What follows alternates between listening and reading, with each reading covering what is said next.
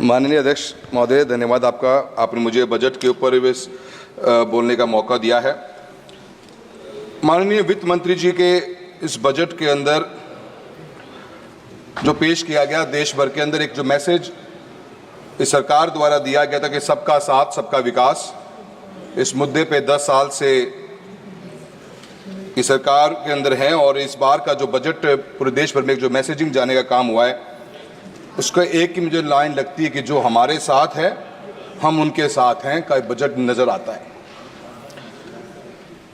सरकार कहीं न कहीं कुर्सी को बचाने के लिए इस बजट में जो घोषणाएं करी गई, जो बातें कही गई है, उससे देश का एक आम आदमी, मैं राजस्थान के प्रदेश से आता हूं, देश के अलग अलग कोने में बैठे हुए लोग मन में सोचते जरूर हैं कि इस देश में, इस बजट के अंदर इस देश के किसान के लिए क्या है, इस बजट में देश के युवाओं के लिए क्या है, इस बजट में देश के दलित और मजदूर के लिए क्या है। और सबसे महत्वपूर्ण बात यह है कि इस बजट में इस बदलते हुए हिंदुस्तान के लिए, इस विकसित भारत के लिए क्या है। जीडीपी की ग्रोथ रेट जो 23-24 में रही वो 8% के आसपास रही, सबने इसके बारे में बात कही है। पर मैं राजस्थान के चूरू लोकसभा क्षेत्र से आता हूं अध्यक्ष महोदय, किसान और किसानी की बात करूंगा। उन लोगों का साथ मिला है, उन लोगों का आशीर्वाद मिला है, कोई एक बार नहीं 7 बार मिला है, इसलिए उनके बारे में बात करूंगा। और कृषि की जीडीपी ग्रोथ रेट हिंदुस्तान के अंदर 1.4% रही। हाँ, 8% की बात करते हो, किसान और किसानी 1.4% रही। हमारे भी साथी ने बहुत बड़ा दिल करके बात कही कि शायद महाराष्ट्र को इतनी बड़ी जरूरत नहीं, पर राजस्थान को बहुत बड़ी जरूरत है। कुछ ऐसे बड़े प्रोजेक्ट्स, जिन प्रोजेक्ट्स के ऊपर राजस्थान के एक आम आदमी की नजरें हैं, एक आम आदमी इस बारे में सोचता था, विचार करता था, उसकी नजरें थी कि इस बजट में शायद हमें भी कुछ मिलेगा। वो बात जनता के मन में जो एक आस के रूप में थी, वो सिर्फ इस बात के लिए लेके नहीं थी कि जनता सोच रही थी, आप ही की सरकार, आप ही की पार्टी, जो भजन लाल जी हमारे मुख्यमंत्री महोदय थे, इस चुनाव के अंदर गांव गांव जाके इन बातों कही। ईआरसीपी के बारे में बात चली, 16 राज्यों को पीने का पानी मिलेगा, सिंचाई का पानी मिलेगा, यमुना लिंक का पानी, जो राजस्थान की शेखावटी बेल्ट की सबसे बड़ी एक आस की उम्मीद हम रखते थे, इसकी बात की सोचेंगे हम, जिसके बारे में क्लेम किया गया, भागीरथ का नाम दिया गया। चूरू, झुंझुनू, सीकर के अंदर 1 लाख हेक्टेयर की सिंचाई का पानी और सीकर जिले के लिए पीने के पानी की व्यवस्था का प्रोग्राम था। ये कोई चर्चा न यहां भारत के सरकार के बजट में दिखी और न ही कोई चर्चा राजस्थान के बजट में दिखी। इरिगेशन का प्रोजेक्ट सर कोई भी से 10 सालों के अंदर बड़ा इस देश के अंदर आया नहीं। हम किसान और किसानी की बात करते हैं, किसान की आय दुगनी करने की बात करते हैं। एक भी बड़ा big ticket canal project north part of Hindustan के अंदर के देखने को नजर नहीं आया।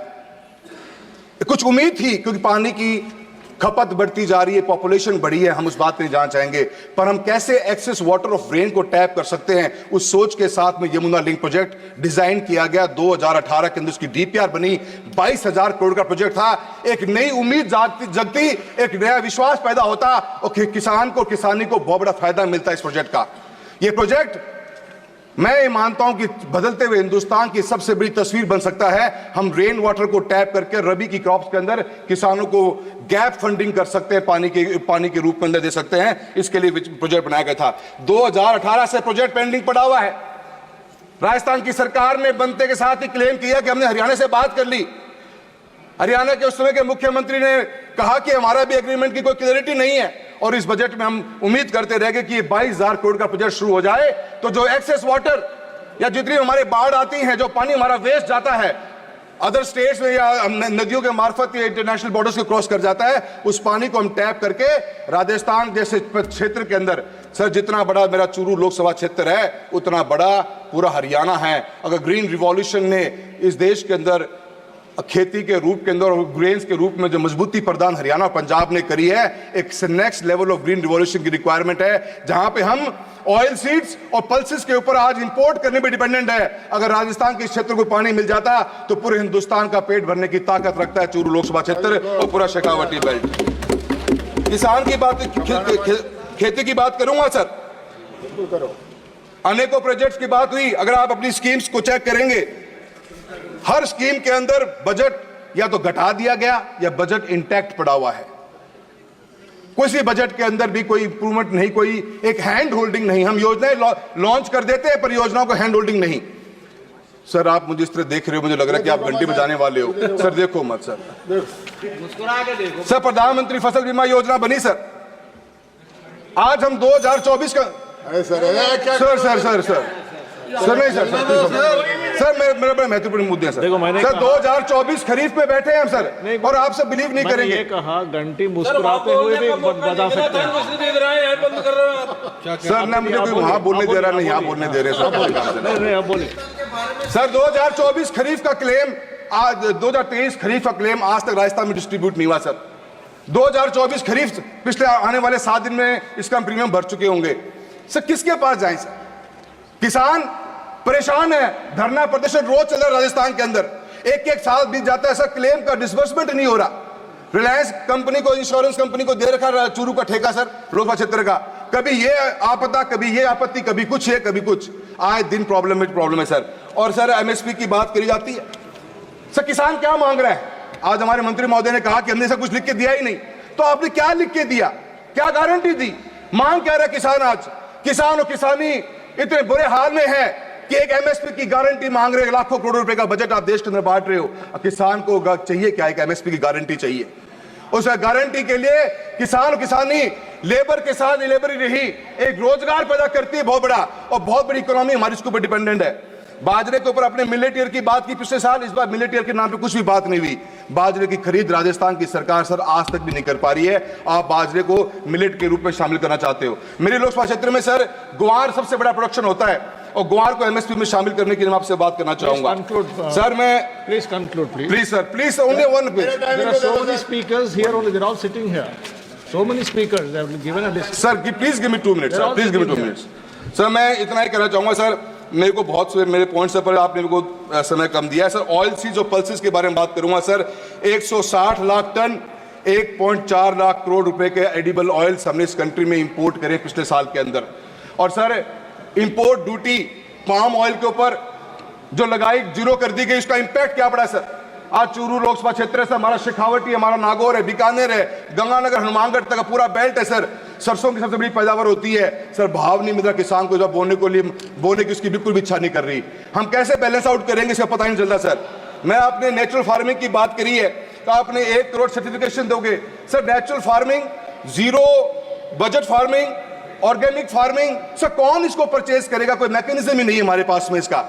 क्या आज किसान अपनी नेचुरल फार्मिंग को प्रोड्यूस को किसको जाके बेचेगा सर? उसका भाव मिल रहा है नहीं मिल रहा मार्केट में, उसको कोई देखने वाला नहीं है सर। मेरा आपसे इतना कहना है कि सर पैसा स्कीमें बहुत सी बनी, अनेकों स्कीमें देश में बन के आई सर, आज तक उनका कोई हैंड होल्डिंग नहीं।